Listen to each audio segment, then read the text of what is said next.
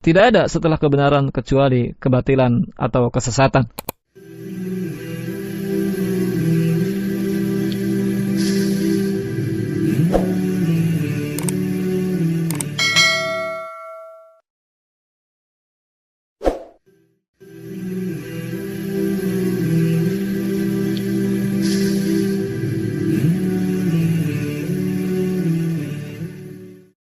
Assalamualaikum warahmatullahi wabarakatuh.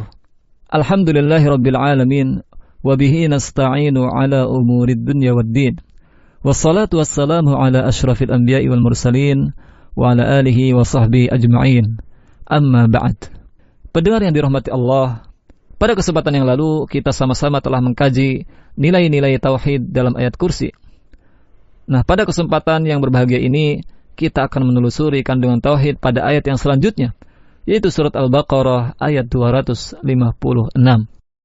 Pendengar yang budiman, dalam Al-Quran surat Al-Baqarah ayat 256, Allah subhanahu wa ta'ala berfirman, A'udzu billahi minasyaitonir rajim. La ikraha fid din, qad tabayyana ar-rusydu minal ghayy. فَمَنْ يَكْفُرْ بِالطَّاغُوتِ وَيُؤْمِنْ بِاللَّهِ فَقَدِ اسْتَمْسَكَ بِالْعُرْوَةِ الْوُثْقَى لَا انفِصَامَ لَهَا وَاللَّهُ سَمِيعٌ عَلِيمٌ. Tidak ada paksaan untuk memasuki agama Islam. Sesungguhnya telah jelas jalan yang benar dari jalan yang sesat. Karena itu barang siapa yang ingkar kepada Taghut dan beriman kepada Allah, maka sesungguhnya dia telah berpegang kepada buhul tali yang amat kuat yang tidak akan putus, yaitu Islam. Dan Allah Maha mendengar lagi Maha mengetahui. Pendengar yang dirahmati Allah, ayat ini menerangkan tentang kesempurnaan ajaran Islam. Islam merupakan agama dengan bukti yang sempurna. Ayat-ayatnya jelas. Ajarannya sesuai fitrah dan penuh hikmah. Ajarannya juga penuh kebaikan dan perbaikan. Maka karena kesempurnaannya dan penerimaan fitrah terhadapnya, Islam tidak memerlukan pemaksaan. Karena pemaksaan itu terjadi pada suatu perkara yang dijauhi oleh hati, tidak memiliki hakikat dan kebenaran, atau ketika bukti-bukti dan ayat-ayatnya tidak ada. Oleh karena itu, siapa saja yang telah mengetahui ajaran ini dan dia menolaknya, maka hal itu didasari karena kedurhakaannya. Karena Allah subhanahu wa ta'ala berfirman, Qad tabayyana ar-rusydu minal ghayy. Sesungguhnya telah jelas jalan yang benar dari jalan yang sesat.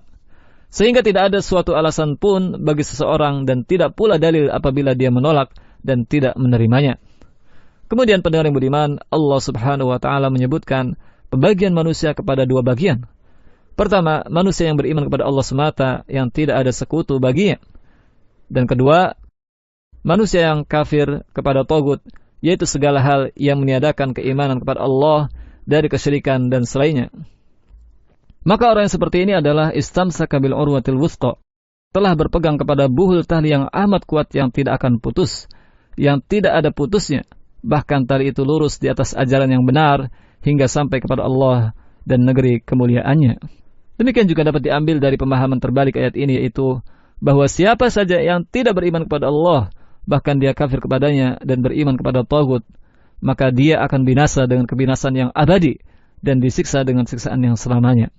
Dan firman-Nya, Wallahu sami', dan Allah Maha mendengar, yaitu kepada segala suara dengan segala macam perbedaan bahasanya menurut segala bentuk kebutuhannya. Dan juga Maha mendengar akan doa orang-orang yang bermunajat dan ketundukan orang-orang yang merendahkan diri kepadanya. Alim, lagi Maha mengetahui segala yang disembunyikan oleh hati dan segala perkara yang tersembunyi dan tidak nampak, hingga Allah subhanahu wa ta'ala membalas setiap orang sesuai dengan apa yang diperbuatnya dari niat maupun amalannya.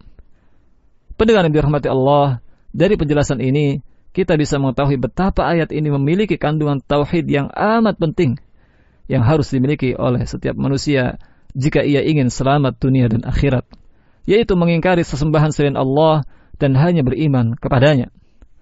Dan ada beberapa pelajaran penting terkait perkara akidat dan tauhid yang ada dalam ayat ini.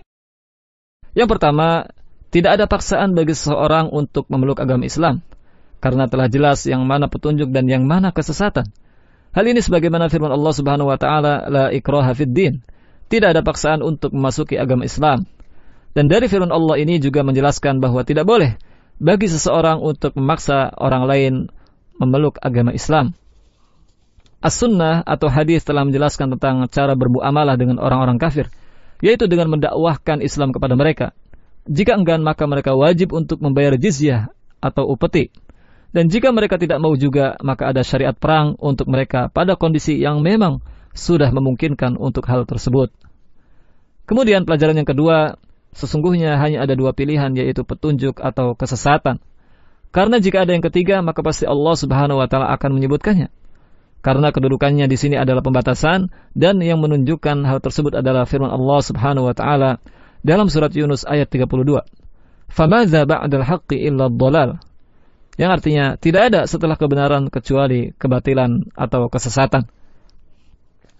Yang ketiga, pendengar, sesungguhnya tidak akan sempurna keikhlasan seseorang kepada Allah kecuali dengan menolak semua bentuk kesyirikan.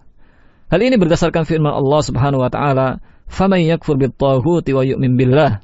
Barang siapa yang kafir kepada sesembahan selain Allah dan beriman kepada Allah. Dengan demikian, barang siapa yang beriman kepada Allah tapi tidak kafir atau tidak mengingkari taghut, maka ia bukan orang yang beriman. Pendengar yang dirahmati Allah, selanjutnya pelajaran yang keempat, setiap sesuatu yang disembah selain Allah adalah taghut. Hal ini berdasarkan pada firman Allah Subhanahu wa taala, "Faman yakfur bit-taghut wa yu'min billah." Barang siapa yang kafir kepada taghut dan beriman kepada Allah. Kemudian yang kelima, keselamatan dunia dan akhirat hanya dengan kafir dan mengingkari taghut dan beriman hanya kepada Allah Subhanahu wa taala. Hal ini berdasarkan firman Allah Subhanahu wa taala, "Faqad istamsaka bil urwatil wuthqa." Sungguh dia telah berpegang teguh dengan buhul tali yang amat kuat. Subhanallah. Inilah pendengar perkara yang harus terpatri dalam diri kita masing-masing, dan janganlah sampai terlepas barang sesaat pun. Jika kita ingin hidup bahagia baik di dunia maupun di akhirat, maka kita harus beriman dan beribadah hanya kepada Allah semata dan tidak menyekutukannya. Pendengar yang budiman, pelajaran yang terakhir atau yang keenam, dalam ayat ini Allah menyebutkan dua Asmaul Husna, yaitu As-Sami' yang artinya Maha mendengar dan Al-Alim yang artinya Maha mengetahui. Penetapan dua Asmaul Husna ini untuk memberikan peringatan kepada kita bahwa Allah Subhanahu wa taala Maha mendengar apa yang kita ucapkan dan Maha melihat apa yang kita kerjakan.